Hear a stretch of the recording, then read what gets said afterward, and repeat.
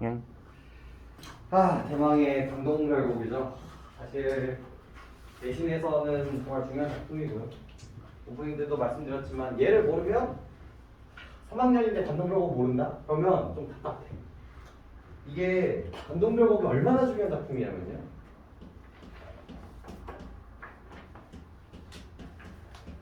이거 누가 썼어요? 총각? 정철이라는 아저씨가 씁니다. 이거 시대의 천재예요. 우리나라 조선시대 때 글 제일 잘 쓰는 사람 손꼽으라고 하면 여기 1, 2번에 들어오시는 분입니다. 이런저런이 우리는 이 당시의 문화의 시작점이 중국이었기 때문에 이런 문화적으로 우리가 밀릴 수밖에 없거든요. 대체 시간적인 부분도 그렇고 그런 양적인 부분도 그렇고 우리가 밀릴 수밖에 없었어요. 그죠? 군서 백류 전으로는 우리가 비빌 수 있는 문제가 아니었어. 근데 우리나라가 그래도 야 중국만큼 잘 쓴다 라고 얹어줄 수 있는 사람 중에 한 명이 홍원동철이에요. 그러다 보니까 문학사적으로 엄청 뛰어나고 중국에서도 인정하는 사람이다 보니까 일단 교수님이 좋아. 여러분들이 국문과 교수야. 근데 분석을 하는 데 있어서 희대의 천재가 남긴 글이 거의 원상태로 남아있어. 그럼 좋아하지 않을 수 있을까? 수능에서 제일 많이 출제된 사람이 맨날 막 송미인공 나오고 삼이인공 나오고 관동별공 나오고 이 사람 시조 나오고 맨날 나오는 분이에요. 근데 반대로 그러니까 맨날 나오기 때문에 학생들이 제일 싫어하시는 분들 중에 하나이기도 해죠. 실제로 3인국 나왔을 때 해석 안 돼가지고 그 연도에 여러분 선배들이 이제 정철 개새끼 그러면서 이제 했었던 그런 일화들이 있단 말이에요. 올해는 이제 해결 개새끼였고 약간 그렇거든요. 그래서 이 정철이 엄청나게 중요한 분이에요. 그러다 보니까 그 당시의 평가도 똑같았기 때문에 봐봐 그 당시에 글을 잘 쓴다는 건 과거를 답습을 잘한다는 거예요. 즉 과거에 쩔었던 글감들을 잘 갖다 썼다라는 거고 그리고 그럼 그 다음 사람들은 뭘까요? 그 다음 사람들도 이 사람이 썼던 그런 뉘앙스들을 그 다음에 영향을 받는다는 거죠. 요즘이야 뭐 표절이지만 그 당시에 오마주였단 말이에요. 그런 것들이 리스펙이 영역이었어요. 그러니까 얘네가 썼었던 모든 글감들 여기도 이제 화소가 되겠네요. 자연을 좋아하는 그런 라인들은 계속 나오게 돼요. 그래서 좀 꼼꼼히 보셔야 되는 작품이라고 생각하시면 되겠고요. 이 작품의 전체적인 포인트 첫 번째는 이 관동벽의 포인트는 뭐다? 이게 기행 가사라는 이미지인 거예요. 여러분들이 이쪽 이미지가 있는지는 모르겠는데 이 고려시, 그러니까 과거의 시들은 고대가 그 다음에 고려 소교, 그 다음에 향가, 이 신라시대 때의 향가, 그 다음에 고려로 넘어가면서 고려 소교, 그 다음에 이제 조선 시대로 넘어가면서 뭐가 등장해요? 이제 시조와 가사로 이제 등장을 하게 되는 거예요. 근데 시조의 모습은 어때요? 초장, 중장, 중장으로서 세 줄밖에 안 된단 말이에요. 그러다 보니까 뭔가를 더 쓰고 싶을 때 쓸 수가 없어. 근데 그 당시엔 비문학이 존재하지 않았단 말이죠. 그래서 세 줄을 졸라게 길게 드립니다. 시조는 제약이 3장이에요. 근데 가사는 길이의 제약이 있다 없다? 없다. 그래서 이 사음목 그리고 3, 4조, 세 글자, 네 글자 그리고 네 글자, 네 글자를 반복하는 요거는 유지하면서 요 운율감은 유지를 하면서 플러스 뭐야? 길이의 제약은 없어낸 파트가 이제 가사라는 파트고요. 그러다 보니까 이 기행, 여행을 떠나면서 느낀 감정들을 쓰는 글감에 되게 적합했기 때문에 기행 가사가 되게 많습니다. 그 중에 1번이 바로 이 관동별곡이라고 생각하시면 되고요. 근데 이 기행이다 보니까 이거의 여정과 플러스 여기에 감정선들을 보여주고 있는 부분들이 많기 때문에 선경, 후정으로 이루어져 있는 파트들이 엄청나게 많고요. 이야기의 스토리는 그렇습니다. 이 사람이 자기의 고향이 있었거든요. 고향이 있었는데 임금님이 얘를 불러다가 이 강원도 감찰사, 아까 강원도장, 강원도 1번 도지사로 이제 발령을 내게 됩니다. 그래서 자, 바로 발령지로 가면 될까 안 될까? 그러나 싸가지 없는 사람이 되는 거예요. 어디로 가야 돼? 임금님이 계신 서울로 가야 돼요. 서울로 가가지고 임금님한테 인사를 드립니다. 그리고 그 인사를 드린 다음에 어디로 가요? 이거는 그 다음에 자기의 이 일터인 강원도로 이제 내려가게 되는 거예요. 그래서 이 서사가 고향에서 서울로 갔다가 서울에서 자기 강원도로 내려가는 여정을 그린 게 서사예요. 서사. 그리고 지하 사람이 이제 1, 2년 열심히 일을 하다가 이제 어느 정도 안정이 돼가지고 휴가를 떠납니다. 그래서 강원도에서 어디로 가죠? 강원도에서 금강산으로 가요. 그래서 금강산 너무 예뻐요 이러고 있다가 그 옆에 있는 바다로 가게 돼요. 그리고 여기서도 이제 바다 너무 예뻐요 이러고 있다가 이 와중에 점점 자기를 뭐라고 얘기를 하냐면 신선이라고 자꾸 칭해요. 자기가 이 여행을 하는 이유가 이 신선을 찾아가는 여정인 거예요. 여기 분명히 신선이 놀다 갔다라고 하는 공간인데 아 신선을 아무리 찾아봐도 없네 이런 식의 이야기를 하는데 여기서 감정선이 되게 중요한데요. 봐봐 여태까지 우리가 봤었던 자연 친화 자연 좋아요에 썼던 시조들은 대칭을 만들어요. 이 자연이라는 공간은 긍정적인 공간 그리고 속세라는 공간은 조금 부정적인 공간으로서 이야기를 하고요. 서로 내적 갈등을 하다가도 뭘 선택해요? 이 사람들? 자연을 선택하는 면모를 보인단 말이에요. 하지만 얘는 정반대. 이 사람은 기본적으로 감정이 들어. 와 휴가가 끝나가는 거야. 10일 휴가를 받았는데 이제 끝났어. 그러니까 너무 일부러 다시 가기 싫어요. 그러니까 나의 본질은 뭐야? 나의 본질은 자연 속에서 신선처럼 살고 싶은 거예요. 나의 본질은. 하지만 나의 의무와 책무는 뭐예요? 지금 임금님 곁에서 뭐야? 이 책무를 다해야 된다는 거죠. 그래서 여기서 뭐가 보여지는 거예요? 이거를 뭐라고 불러? 내적 갈등이라고 이야기를 하죠. 내적 갈등이라고 얘기를 해요. 그래서 신나게 내적 갈등을 하다가 이 사람이 꿈을 꿉니다. 그래서 꿈속에서 신선을 만나요. 그래서 그 신선이 술을 권합니다. 야, 너 알고 보면 신선이야. 빨리 나랑 같이 신선 가가지고 저기 천국 가서 놀자 이렇게 하거든요. 했더니 얘가 뭐라고 얘기하냐면 다 좋은데 너무 가고 싶지만 내가 이 술을 만도창 이 온 백성들한테 취하게 만든 후에 따라가겠다 라고 먼저 얘기를 합니다. 그래서 뭐 한다? 먼저 나의 책무를 다 선정을 다 베푼 다음에 그 다음에 내가 뭐 하겠다? 너를 따라. 그래서 일시적인 선택은 뭘 선택해요? 너를 선택한다. 그게 여러분들이 계속 보는 글감과 조금 차이죠. 교수님 환장하지. 감정 변화 나왔고 선택지의 차이점 만들어지고 너무 좋아하는 부분들 이런 부분들. 그죠? 근데 여기는 이제 여러분 등장한 게 여러분 모의고사에서 등장한 부분들은 바로 이 강원도, 이 지정 금강산, 이 금강산의 자연 묘사와 그다음에 이 사람의 감정, 요 두 가지를 이제 보여주고 있는 부분이라고 생각을 하시면 됩니다. 그래서 여기만 보면 되고요. 하지만 여러분 오늘 영상 드릴 거예요. 강요는 안 하는데 어지간하면 들으세요. 어지간하면 여러분들이 계속 고전 시간을 하는데 정말 많은 도움이 될 거예요. 알겠죠? 그래서 한번 봅시다. 오늘은 거기 있는 모의고사에 있는 부분만 좀 보도록 할게요. 그리고 요거는 이제 뽑으시면 알겠지만 관동별고 몇 년을 했겠니? 나 진짜 한 10년 됐거든. 10년 1년 차부터 이제 해야 돼. 그래서 요거 이렇게 생긴 거 보시면요. 앞에는 원문 있죠? 그래서 여러분들 공부를 제대로 하고 싶다면 그 원문 옆에다가 한번 한글로 번역해보는 시도를 해보세요. 이거 한 번만 해도 정말 많이 좋아지고요. 그 다음에 뒤쪽에는 한 줄 한 줄 전부 다 해석해놓고요. 그 다음에 의역해놓고요. 그 다음에 필요한 고사들, 필요한 어휘들 다 적어놨거든요. 그래서 여러분들 혼자 공부하시기 나쁘지 않거든요. 수업 들으시면서 이제 보시면서 체크해주시면 좋을 것 같고요. 그럼 오늘은 모의고사만 조금 얘기를 한번 해보도록 합시다. 그래서 뭘 보셔도 상관없습니다. 뒤쪽에 155페이지로 되어 있네요. 여러분들 미안해 근데 어쩔 수 없어. 짜집기를 해야 되기 때문에. 뭐라? 별로 아닌데.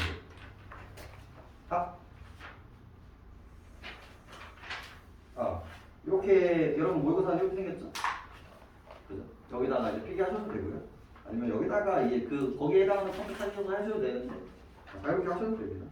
필기는 뭐 여기다가 하셔도 되고요. 알아서 잘 해주시면 되겠습니다. 그런데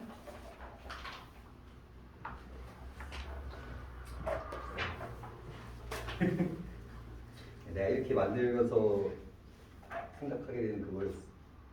여기지. 봅시다. 자, 처음에 이제 무슨 관례이기 때문에 40번 보기부터 조금 읽고 가볼까요? 조선의 사대부들은 자연의 하늘의 이치가 구현된 것으로 보았으며 그들 중 대부분은 자연의 미를 관념적으로 형상화하였습니다. 한편 관동별곡의 작가는 자연의 미를 현실에서 발견하고 사실감 있게 묘사함으로써 그들과의 차별성을 드러냈죠.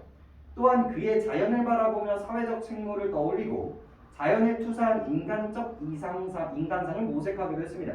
그럼 첫 번째로 거슬려야 되는 게 뭐예요? 대조 대비가 거슬려야 돼요. 대부분의 사람들은 뭐라고 얘기했다? 관념적으로 형성을 했다는 거예요. 즉 자연을 얘기를 할 때 되게 추상적으로 얘기를 한다는 거죠. 이 자연을 얘기를 할 때.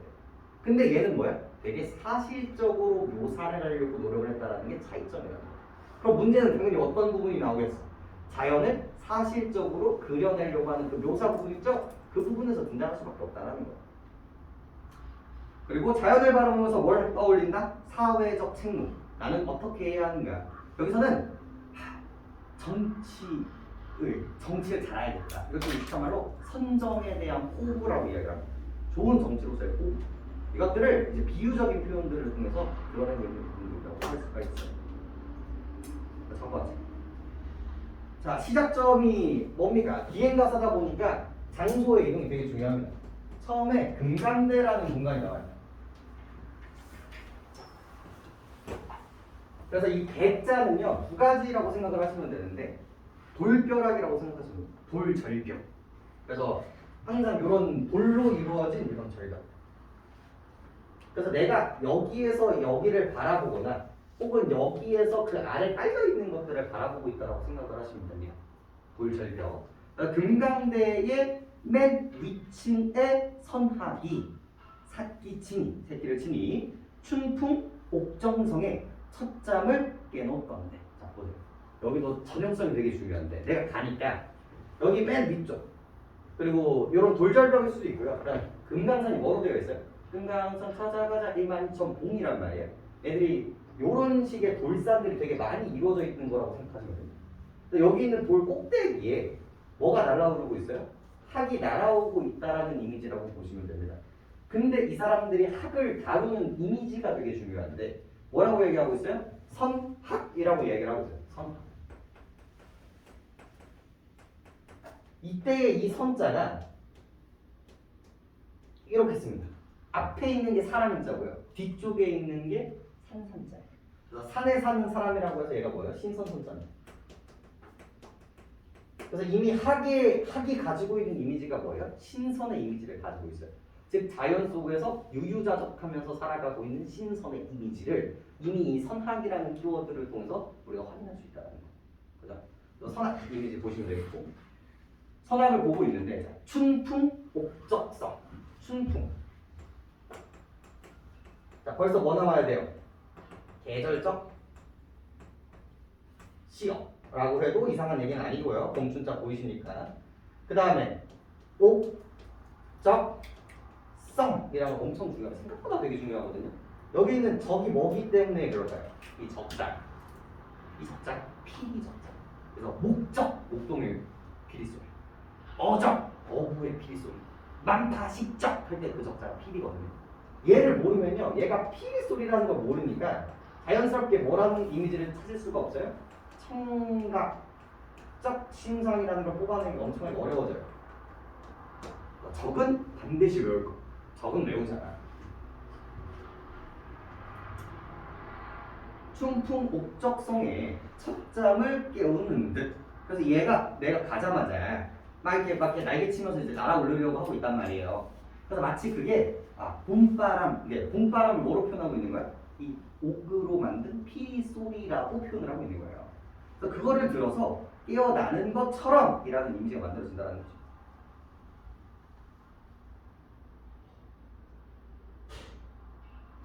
그래서 원래 이걸 해석본을 보면 봄바람 옥피리 소리에 풋잠을 깨었던지라고 얘기하고 있거든요. 그래서 얘가 은유를 베이스로 하고 있어요. 비유적인 표현을 베이스로 하고 있는 거죠. 봄바람을 뭐로 인지를 하고 있다? 이 옥피리 소리로 이제 비유를 하고 있다라고 생각하시면 됩니다.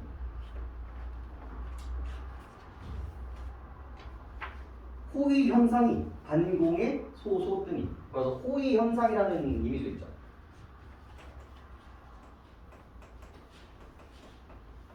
얘도 알아두시면 좋은 게 뭐냐면 얘가 선녀의 옷차림이에요. 우리가 천사 하면 정말 그리스 로마 신화 복장이 있고 날개 있고 나팔 불고 나오잖아요. 그 당시 선녀가 전형적으로 입고 있었던 복장 중에 하나였습니다. 그래서 이 앞에 흰 저고리에 검은 치마 그래서 이미 여기서도 뭐가 이미지가 달려 있어요? 이게 검정색과 흰색을 가지고 있어요. 그래서 얘가 이제 색채. 그리고 뭐로 이제 비유하는 거예요? 여기는 학이 마치 뭐 같다? 선녀 같다라는 이미지를 가지고 있다는 거예요. 실제로 이제 학의 이미지도 어때요? 흰색 바탕에 검은색 무늬들이 가지고 있었죠. 그래서 이렇게 매칭하는 그런 부분들이라고 생각을 하시면 되겠고요. 그래서 충분히 뭐라고 얘기할 수 있다? 디테일하게 해석을 하면 얘는 의인법까지 나올 수 있는 부분들이에요. 의인법. 마치 선녀처럼 기대어서 표현을 하고 있는 거기 때문에.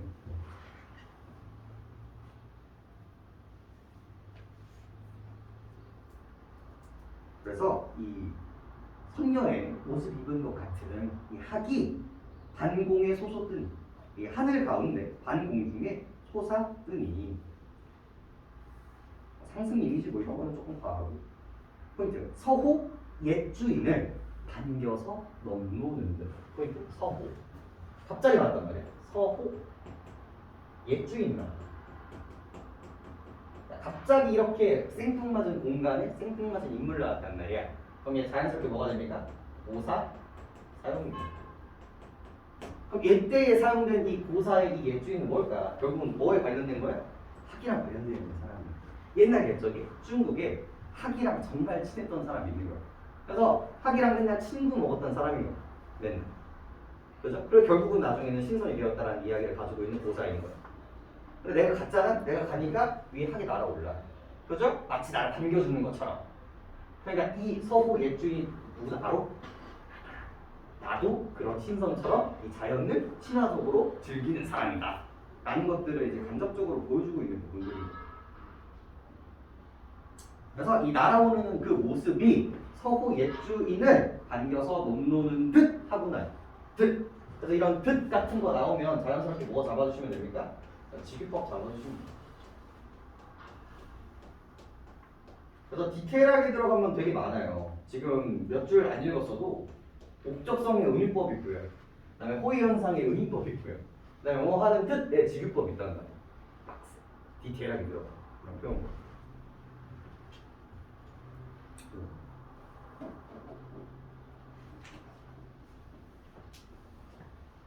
그죠?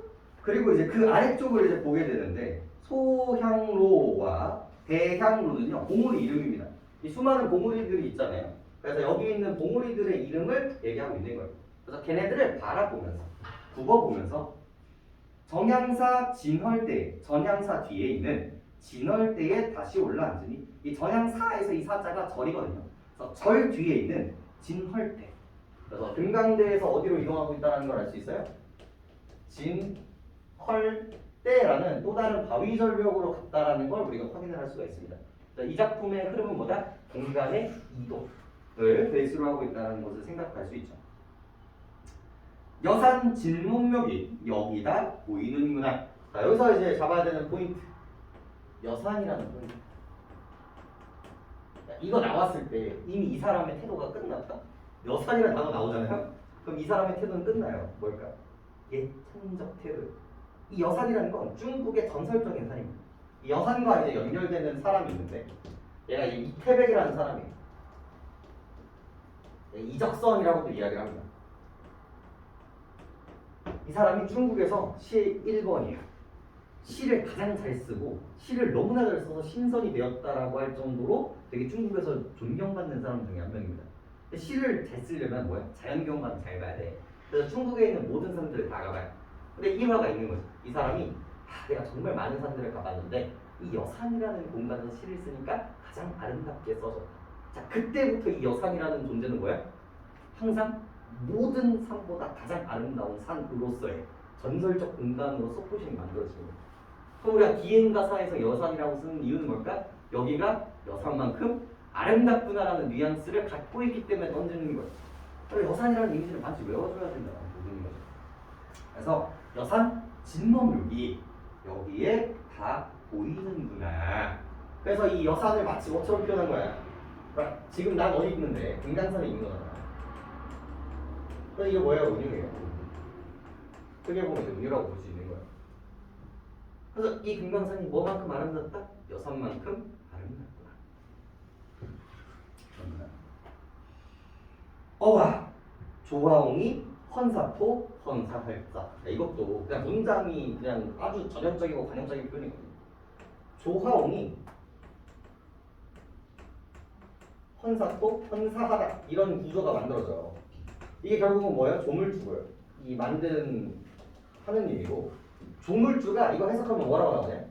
야단스럽다로 나와요. 예, 야단스럽다. 야단스럽다. 근데 이거 우리나라로 번역하면 뭐예요? 아름답다.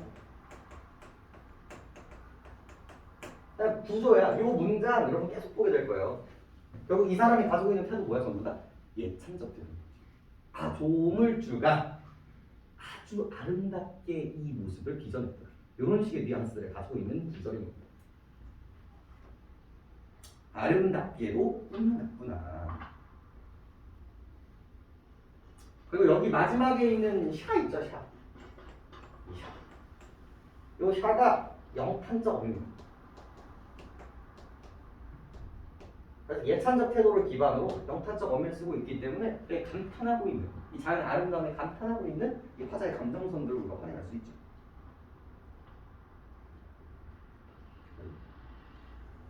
그 다음 날거는 뛰지 말거나 섰거든 솟지 말거나.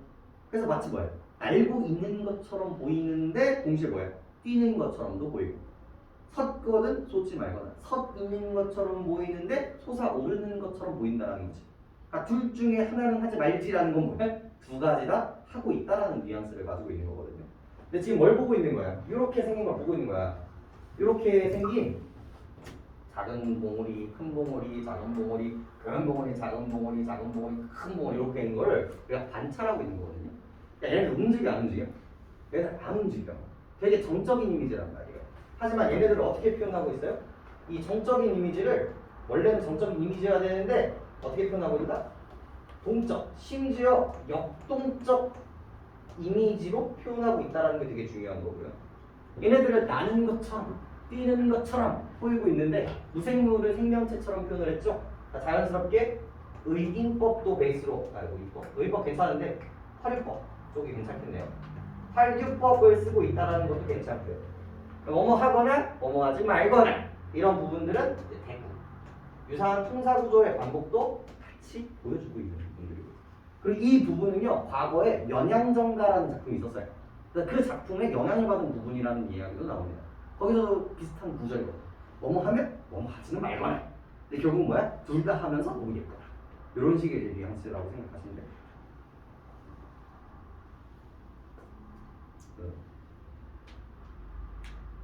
그 다음에 아직도 이거에 대한 묘사가 이제 이어지게 되는데 부용을 꽂았는 듯. 부용이 연꽃입니다. 연꽃. 연꽃을 꽂은 듯. 대곡을 묶었는 듯. 아름답다라고 하고 있죠. 그래서 이제 지규를 베이스로 하면서 이 봉우리들이 마치 뭐야? 연꽃을 꽂은 것 같고 대곡을 묶은 것처럼 보인다라는 거지. 그래서 이 봉우리들을 이제 뭐 하는 듯 지규를 통해서 묘사하고 있는 부분이라고 생각하시면 되겠고요.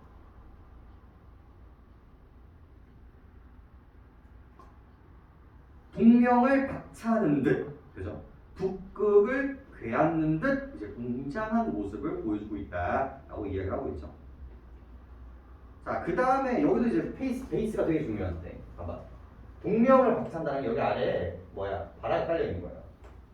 그래서 이 바다를 밟고 이렇게 솟아오르는 것처럼 보이는 거고, 그리고 얘의 모습은 뭐예요? 북극을 괴어 있는 듯한, 이렇게 솟아올라서 마치 위에 있는 별을 받치는 것처럼 보인다는 거지. 자, 여기서도 의문법을 베이스라고 그러거든요. 근데 봐봐. 그 당시 조선시대 때의 해, 달, 별들은 뭐야? 하늘에서 아래를 비춰주고 있기 때문에 어떤 이미지를 가질 수밖에 없다? 임금님의 은총의 이미지를 가지고 있을 수밖에 없단 말이에요. 그래서 여기 있는 봉우리, 솟구쳐 올라가서 북극성, 가장 하늘에서 반짝반짝 빛나는 이 별을 받치고 있다는 이미지에서 얘는 신화의 이미지를 가지게 되는 거고요. 얘는 뭐에 대한 이미지를 가지고 있는 거예요? 임금님에 대한 이미지를 자연스럽게 갖게 되는 거예요. 이런 것들이. 그래서 그 생각은 뒤쪽에서 조금 더 구체화가 되겠습니다. 그다음 높으시고 멸망고대야. 외로울샤 외롭기도 하구나 멸망고. 그래서 내가 지금 이 진월대에서 이 봉우리들을 계속 보면서 얘네들의 이름을 불러주고 있는데 그죠? 여기서 뭐 외로울시야 이거 부져볼게요. 외로울시야. 그죠? 그 다음에 높을시고. 요 구절들이 등장한단 말이야. 근데 얘네들의 수식어가 혈망봉이야. 즉 이 봉우리한테 외롭구나, 높구나라고 이야기를 한단 말이에요. 근데 이거 감정선 다 긍정이야, 부정이야? 다 긍정선으로 보셔야 되는 거야. 요 이미지가 뭐이기 때문에 왜 외롭게 느껴질까? 뭐가 높게 느껴질까? 물론 물리적인 얘기이기도 하겠지만 요거 뭐로 해석할 수 있어야 된다? 지조와 절개. 임금님을 향한 나의 그 지조와 절개는 높고요. 그리고 당연히 외롭겠지. 왜? 지조와 절개를 지키는 일은 외로운 일이니까. 긍정적으로 이제 바라보시는 게 되게 맞고요.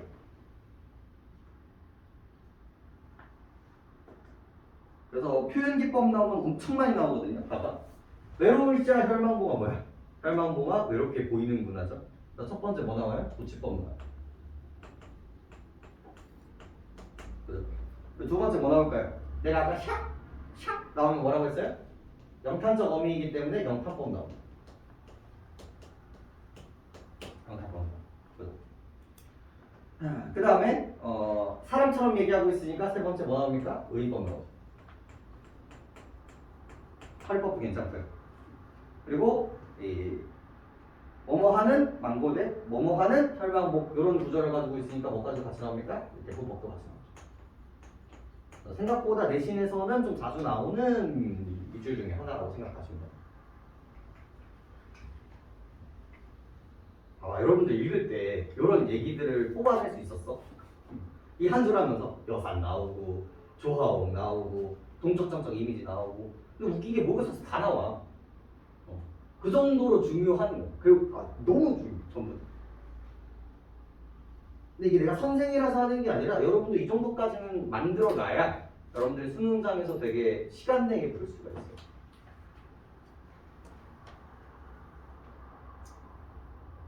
그래서 하늘에 치밀어 올라 무슨 일을 사례려고. 자, 말하다, 여쭈다, 사례다. 그러니까 말하다의 가장 높은 버전이라고 생각을 하시면 됩니다. 갑자기 사례다라고 쓰는 이유가 있겠죠? 그러니까 하늘에 있는 해달별은 임금님을 상징하기 때문에 그래요. 천만겁 지나도록, 천만겁 지나도록 굽힐 줄을 모르는가, 굽힌다, 모르는가, 모르는가. 자, 는다 밑줄 쳐볼까요? 이것도 반드시 알아주셔야 되는 표현 중에 하나인데 여러분 니은다 있죠? 니은다. 이 니은다. 니은다가 뭐랑 같이 쓰일 때? 2인칭이랑 같이 쓰일 때 있어요. 너랑 같이 쓰일 때. 이게 오늘날에는 뭐야? 종결음이란 말이야. 근데 그 당시에는 뭐였을까 이게? 의문형어였어요. 의문형어. 그래서 이게 뭐 때문에 문제가 되냐면 얘가 항상 서리법에 등장해요. 다로 끝나지만 얘는 뭐로 끝난다고 볼 수가 있어요? 카로 끝났다고 볼 수가 있는 거거든요. 그래서 끝없는 세월이 지나도록 굽힐 줄을 모르느냐라고 이야기하고 있는 거잖아. 그죠?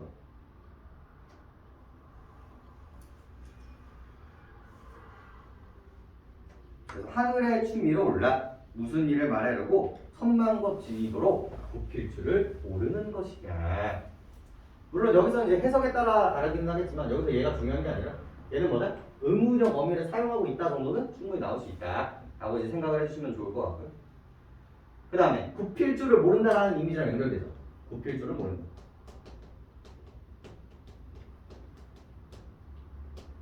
이거 역시도 뭐와 연결이 되는 거예요? 여기 있는 지조 절개가 그대로 유지되고 있다는 걸 확인할 수 있고요. 너와 너로구나. 이 망고대와 혈망봉이죠. 너 같으니 또 있겠는가? 이 부분이 이제 서리법으로 등장을 하게 되는 거예요. 있다 없다? 없다. 그래서 여기서 여기 있는 혈망봉, 그죠? 그 다음에 망고대는 결국은 뭘 의미해요? 요거를 관통하는 화자.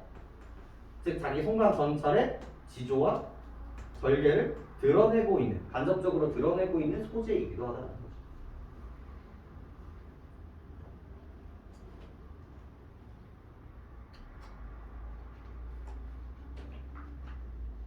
됐죠? 중요해요.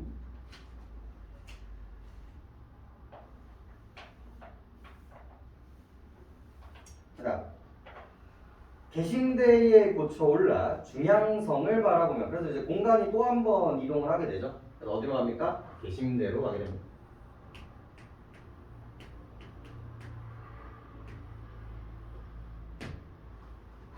보이나?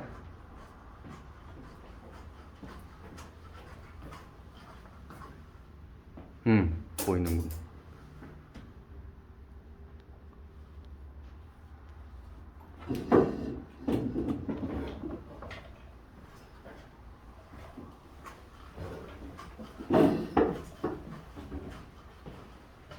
봐봐. 그리고 앞에 이 금강대에서는 뭐 생각하냐? 신성 같다, 예쁘다 요 얘기하고 있죠. 근데 이제 진원태 가가지고 뭐 얘기해요? 예쁘다 얘기한 다음에 임금님에 대한 지조절개 지금 얘기하고 있단 말이에요. 이게 사대부의 전형이에요. 자연 예쁘다 예쁘다 얘기하다가도 임금님에 대한 지조와 충돌을 얘기해야 되는 게 사대부란 말이에요. 그래서 그 다음 이야기가 크게 다르지 않습니다. 이 개신대라는 공간으로 가보니까 개신대로 올라 중앙성을 바라보니까 또 이제 봉우리를 바라보고 있으니까 12,000봉을 넉넉히 똑똑히 분명히 헤아려 보니 세 보니까 봉마다 맺혀 있고 끝마다 서려 있는 기운 맑거든 좋지만 깨끗하지 말거나 좋거든 맑지만 좋거든 맑지라도 말거나 이것도 뭐야? 깨끗하기도 하고 맑기도 하다라는 뜻이겠죠. 저 기운 흩어내어 인거를 만들고자. 인거리라는 키워드가 중요합니다. 결국 이 개신대에서도 뭘 바라보고 있는 거예요? 이 수많은 봉우리들을 바라보고 있는데 얘의 꼭대기에 깨끗하고 맑은 기운이 서려져 있는 거예요. 근데 그 기운들을 모아다가 자기는 지금 뭘 생각하고 있어요? 개신대에서 인거를 생각하고 있어요. 즉 나라의 인재를 생각하고 있단 말이야. 그럼 이런 생각을 한다는 건 나라 인재가 있다 없다? 없다. 그 나라의 인재가 없기 때문에 이러한 걱정을 하고 있는 거란 말이에요. 그래서 이걸 유식한 말로 뭐라고 할까? 이 인거리라는 키워드에서 나오는 게 걱정할 우자, 걱정 우자, 우환할 때 우자죠. 그 다음에 나라 국자를 써서 우국지정이라는 키워드가 등장을 합니다. 이 자연물을 보면서도 인재가 없는 나라를 걱정하고 있는 화자의 마음이 드러나고 있는 부분들을 우국지정 정도는 이제 뽑아낼 수 있어요.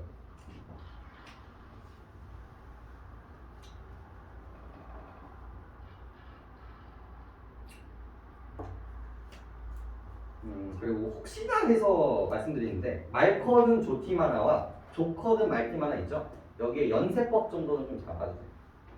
아까 전에 앞에 있는 부분들도 이제 마찬가지인데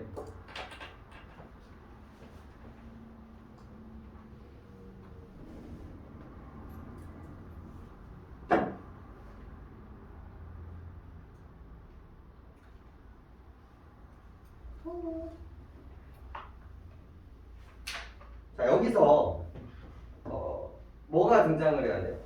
이 연세법이라는 개념은 뭐야? 알거든? 깨끗하지 말고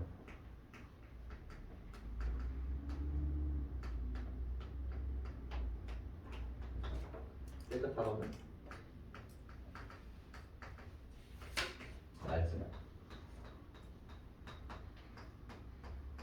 이거는 이제 선생님마다 조금 논란의 여지가 있는 부분들인데 이 마지막이 뭐에 대한 이야기로 끝났어요? 깨끗의 이미지로 끝났단 말이에요. 그 다음에 뭐로 시작을 하고 있어요? 깨끗의 이미지로 이야기하고 있죠. 그래서 제가 연세법 설명드릴 때 항상 노래 하나 불러보면 된다고 했어요.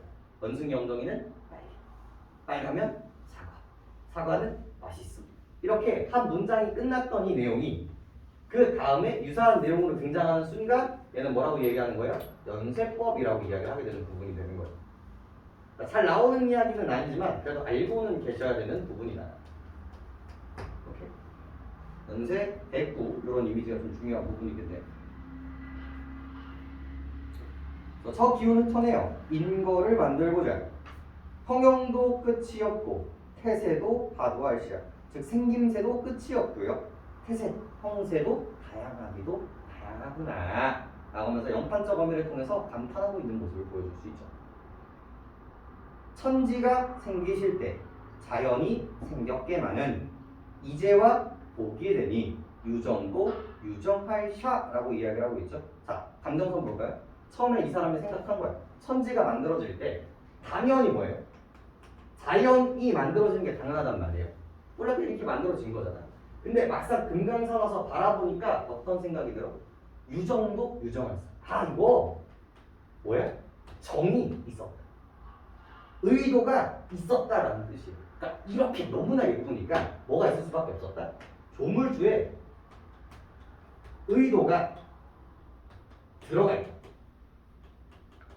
내가 처음에는 자연스럽게 만들어지는 건 줄 알았는데 야 이 정도로 예쁠 때 사실 그렇잖아. 뭐 그럼 모두가 예뻐야 되잖아. 근데 이 금강산에서 이 광경만 너무 뛰어나게 예쁘다는 거야.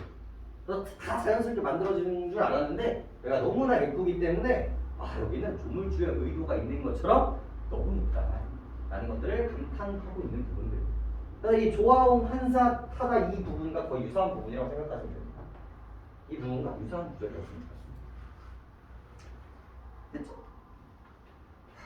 그러면서 이제 중량 들어가 볼게요. 중량 여기도 아마 제가 선생님이라면 이 앞부분에서 여기 해석이 되게 중요하고요. 뒷부분에서는 비유나고 상징 얘기 나올 거예요.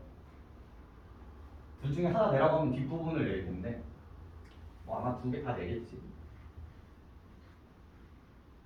방금 한 얘기는 아주 놀랍게도 다 내신에서 나왔던 애들이 전부 다 아주 끔찍한 일인데 전부 다 나왔던 얘기들이 그래 관정별고 좀 빡세요. 자, 그 다음 보시면 자, 그 앞에 너럭바위 활용소가 되어 있구나. 그래서 이제 공간이 어디로 넘어가게 됩니까? 활용소로 넘어가게 됩니다. 활용소로 넘어가게 되는데 아까 전에 배가 뭐였어요? 절벽 같은 느낌이었죠? 이게 소가요. 이 소는 연못, 호수 같은 느낌이라고 생각하시면 돼요. 즉 물의 이미지. 그래서 물이 이렇게 쭉 이렇게 오면서 점점 커져서 이렇게 호수가 되는 이 이미지라고 생각을 하시면 돼요. 그래서 얘를 바라보면서 이제 감탄을 얘기를 하겠죠.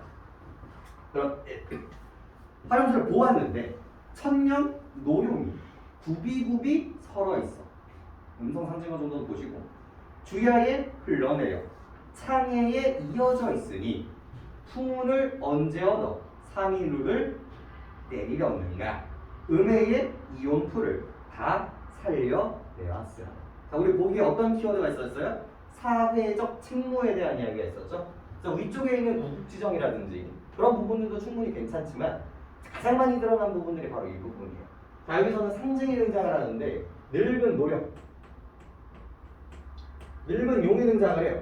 마치 이렇게 물이 흘러가고 있는 모습을 보면서 용줄기를 생각을 해버리는 거예요. 얘는 뭘 의미하게 됩니까? 화자 자신을 의미해요.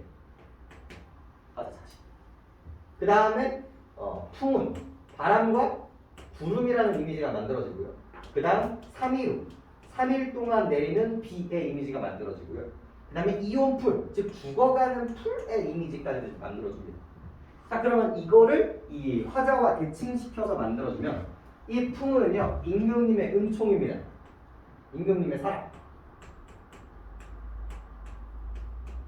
그래서 내가 풍운으로 바람과 구름을 얻어서 3일후 선정, 좋은 정치를 베풀어서 죽은 백성들을 행복하게 만들겠다.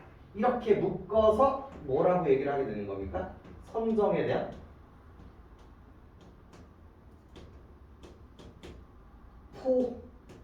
포부라고 하는 부분은 바로 여기서 되는 거예요. 하나 나온다면 여기 무조건 나와요. 맞아요, 무조건. 이거 대칭 시켜주는 게 엄청나게 중요합니다.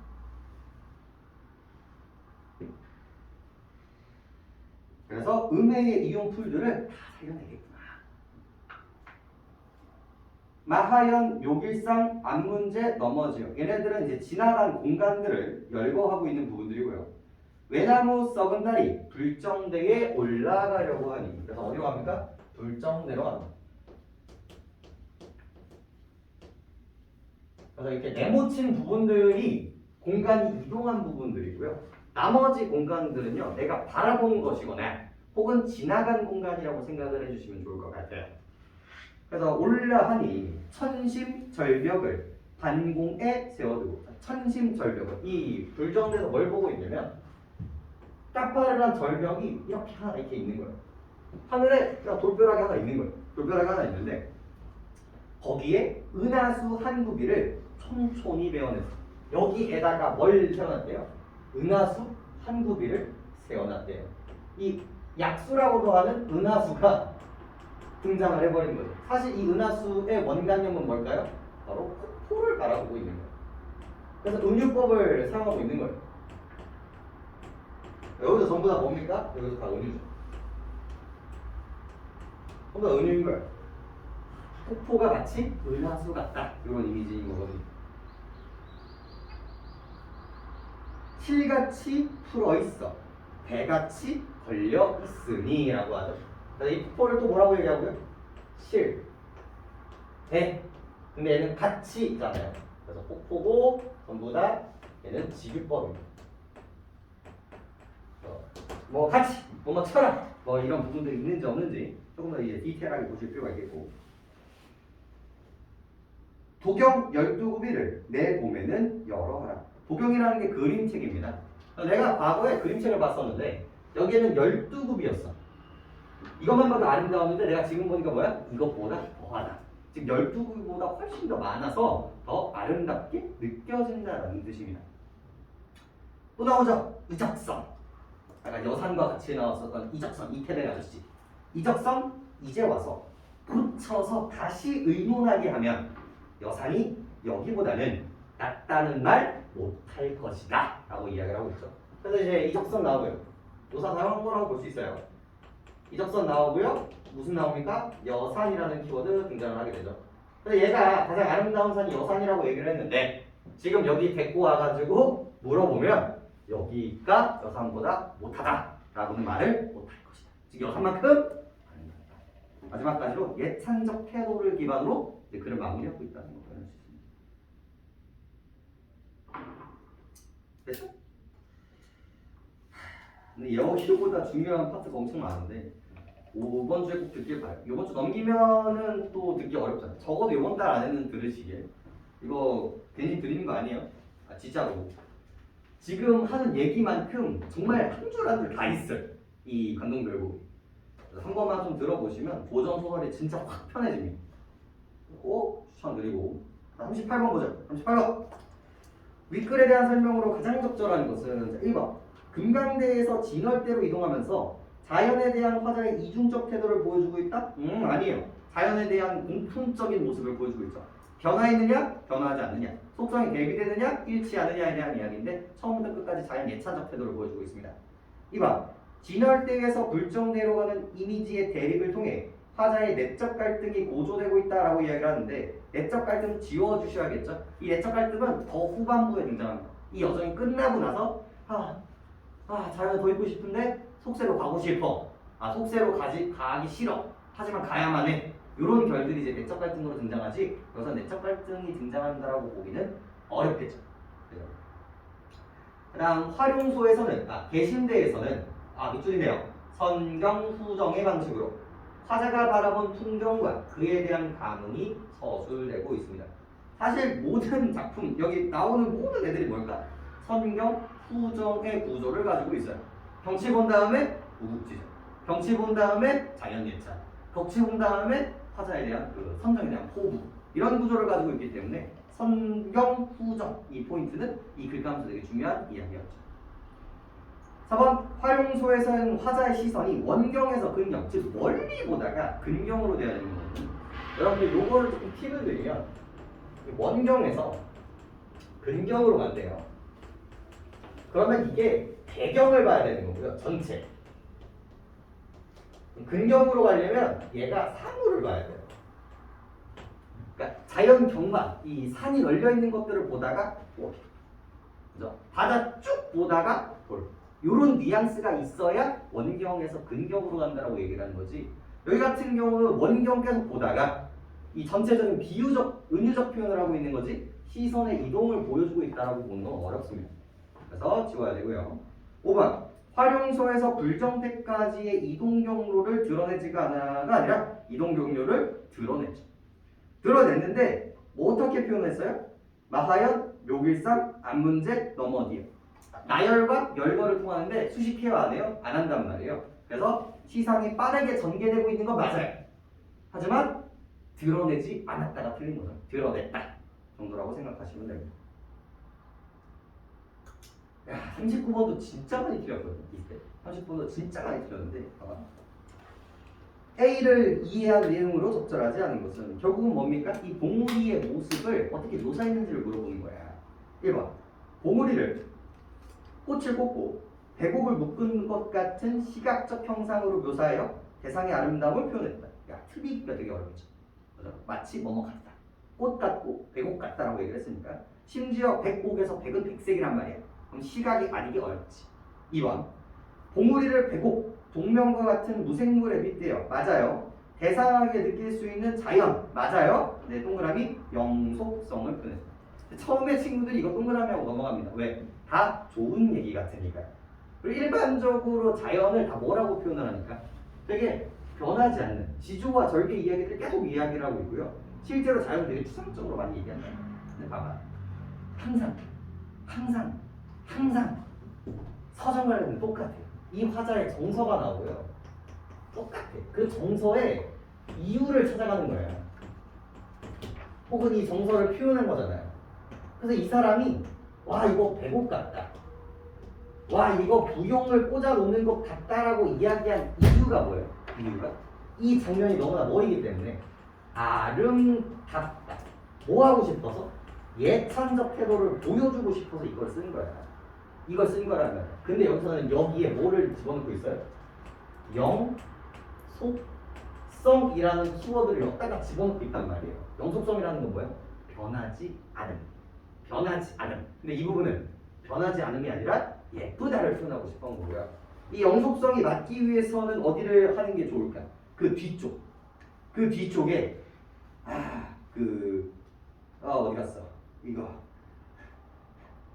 그 다음에 그 천만겁 지나도록 굽힐 줄을 모르는 이 부분에서 영속성이 나와야 되는 거지. 이 부분에서 이제 등장하면 된다 안 된다? 중요한 포인트입니다. 그래서 3번의 웅장한 느낌, 4번의 역동적 느낌, 아까 표현 드렸죠. 5번의 열거, 나열, 백구 이런 것들을 통해서 다채로운 면모를 보여준다. 다 어려운 얘기다. 자, 40번 1번 혈망봉 천만겁이 지나도록 굽히지 않는 존재로 보인 것은 작가가 지향하는 이상적 인간상, 지조와 절개를 지키는 인간상을 보여준 거고요. 개신대에서 더 기운을 흩어내야 인거를 만들겠다라는 의지를 드러낸 건 작가가 자연을 바라보며 자신의 사회적 책무를 인식하고 있음도 괜찮은 부분이겠죠. 나를 걱정하고 있는 무국지정의 부분이니까요. 중양성을 바라보며 천지가 자연이 되었다라고 본 것은 자연의 미가, 항상 방향성 보세요. 하늘의 이치가 구현된 인간 사회에 영향을 받는다고 생각하는 작가의 인식을 보여주는 것. 방향성이 어때요? 인간사, 벌써 이상하네. 인간사가 어디에 영향을 미치고 있대요? 자연사에 영향을 미치고 있대요. 이거 말이 돼 안 돼? 벌써 뉘앙스가 이상한 거야. 벌써 애초에 이런 의도를 가지고 있는 바라도 아닐 뿐더러 오히려 자연에 뭐가 있다라고 생각해요? 근원적인 혹은 가장 이상적인 이미지가 있다라고 생각했던 게 그 당시 사대부란 말이야. 오히려 인간사는 되게 속세 이미지이기 때문에 되게 부정성을 가지고 있는 경우들이 되게 많았어요. 그죠? 그래서 이거를 동일시하는 부분들이 아니라면 이 방향성 자체가 되게 뭐야? 낯설다라고 느끼셔야 되는 게 되게 중요한 포인트였다는 거죠. 중량성을 바라보면 천지가 자연스럽게 되었다는 것보다 이 자연의 만물의 흐름이 자연스럽게 만들어지는 것이다라는 얘기를 하고 싶은 거지, 이게 우리 인간사에 적용이 됐다라는 얘기를 하고 싶은 건 아니란 말이야. 불정대를 이제 시나 배 같은 구체적 사물을 사용함으로써 사실감 있게 표현하는 거라고 보시면 되겠고, 5번에 불정대에서 본 풍경을 중국의 이 여산과 비교하면서 우리 자연의 아름다움을 강조했다. 그죠? 관념이 하는 현실에서 아름다움을 발견한다는 보기에서 확인할 수 있는 부분들이었고요. 여산이라는 키워드가 나오는 순간 왜 이런 이야기가 나오는지 캐치해 주시면 되는 부분이겠습니다. 됐죠? 그래서 이거 역시도 구조가 이제 수능 특화, 시간적 여유가 있으면 좀 이런 것까지 보면 좋은데 어림없다. 그래서 여러분들이 잘 푸시고 질문하시고 하셔야 될 것 같아요. 그래서 여러분들 그 학교에서는 여기만 하셨나요? 더 앞뒤로는 하지 않으셨어요? 아직 안 돼요. 아직 안 배웠어 방금 그 부분. 알겠어요. 좀 배우고 나면 그때 조금 더 얘기 한번 해보도록 합시다. 이거는 꼭 들어보기. 네. 5분 하시죠. 5분 했다. 5분 배워.